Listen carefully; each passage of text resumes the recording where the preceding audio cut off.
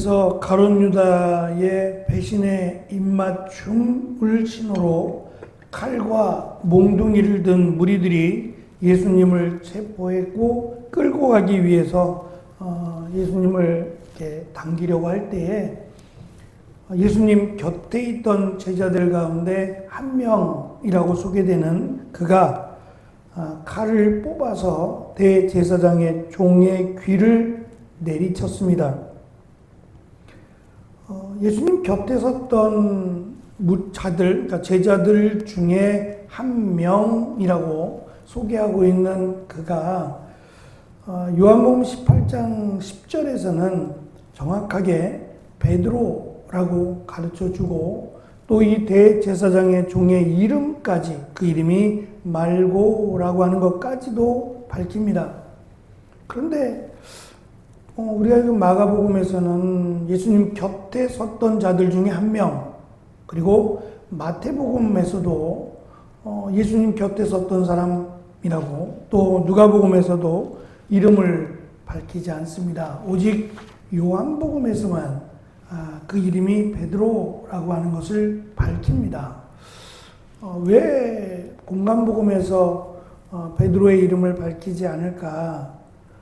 그것은 아무래도 예수님이 베드로에게 칼을 든 자는 칼로 망한다라고 하는 그 내용은 우리 마가복음에는 없습니다만 베드로를 책망하시긴 하시지만 그래도 예수님을 향한 그 마음 때문이 아닐까라고 하는 생각을 가져보았습니다.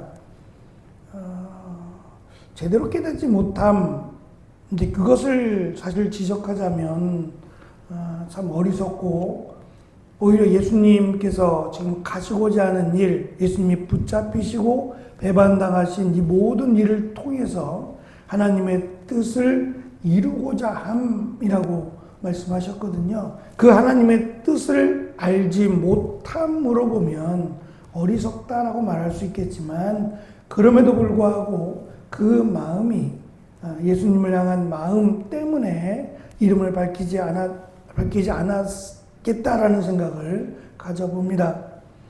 예수님께서는 예수님을 붙잡으려고 칼과 몽둥이를 들고 온 무리들을 향해서 나를 강도로 여기느냐, 이 말씀은 참 의미 있는 말씀이에요. 왜냐하면 예수님께서 강도라고 하는 단어를 쓰셨을 때는 이 성전의 핵심적인 인물들, 다시 말하면 대제사장, 그리고 함께 대제사장과 결탁해서 성전을 통해서 이익을 얻고자 하는 자들, 그들을 향해서 썼던 말이에요.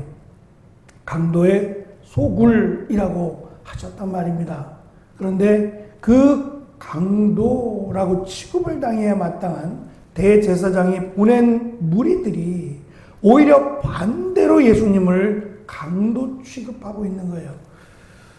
이것은 두 가지의 계략이 숨겨 있는데, 하나는 예수님을 붙잡아 오는 시각이 지금 야심한 시각입니다. 굉장히 늦은 시각, 많은 사람들이 잠이 든 시간이에요. 그 시간에 예수님을 잡으려고 하는 것은 우리가 앞에서 처음 예수님을 죽이자라고 하며 그들의 계획을 짤 때에 명절에는 말자. 왜냐하면 폭동이 일어나서 대제사장이 바뀔 수 있어요. 예루살렘에서 폭동이 일어나면 그것이 로마 원로원에 들어가고 로마 원로원에서 이 책임을 대제사장에게 물어서 그를 면책하고 바꿔버릴 수가 있어요. 그래서 대제사장이 명절에는 말자 그랬거든요.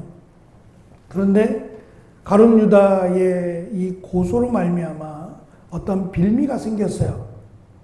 예수님을 잡을 이유가 하나 생겼습니다.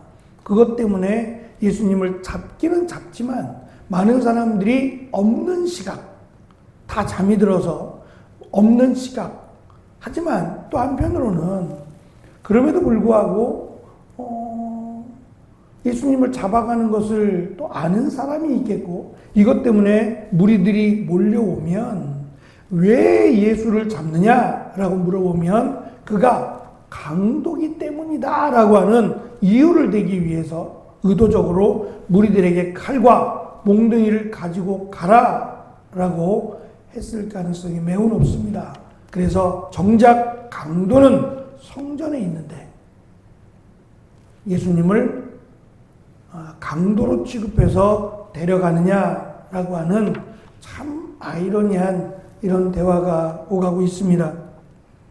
예수님께서는 이렇게 자신을 강도 취급하고 자신을 데려가 신문하고 또 결국 십자가에 달려 죽게 할 이것에 대해서 일어난 모든 것은 성경을 이루려고 일어났다라고 말씀하셨습니다.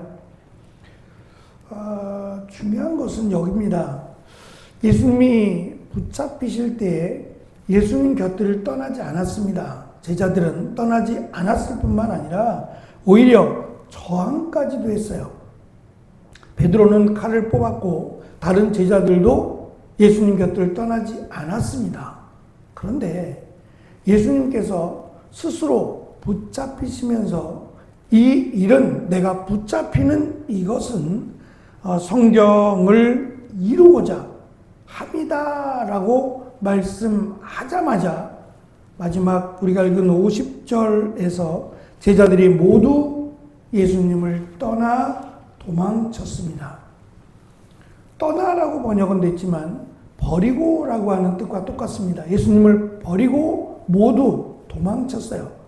그 이유가 예수님께서 붙잡히시는 것, 마치 지금 잡히시는 이것이 하나님의 뜻 또는 성경을 이루고자 함이라고 말씀하시자 실망한 겁니다. 뭘 해보려고 해도 할 수 없는 거예요. 잡히시는 것이 하나님의 뜻이고 잡히시는 것이 성경을 이루는 것이다 라고 하시자 제자들은 그 실망 때문에, 두려움이 아니라 실망 때문에 예수님을 버리고 도망쳤던 겁니다. 그런데 제자들이 예수님을 버리고 도망갔다라고 하는 이 버리고라고 하는 말이 예수님께서 4명의 제자들, 베드로와 야고보와 요한과 마태를 만나셨을 때 그들에게서 나타난 현상이었어요. 베드로와 야고보와 요한은 그물을 버렸고 아버지와 배를 버렸습니다. 그리고 마태는 자신의 직업을 버렸어요.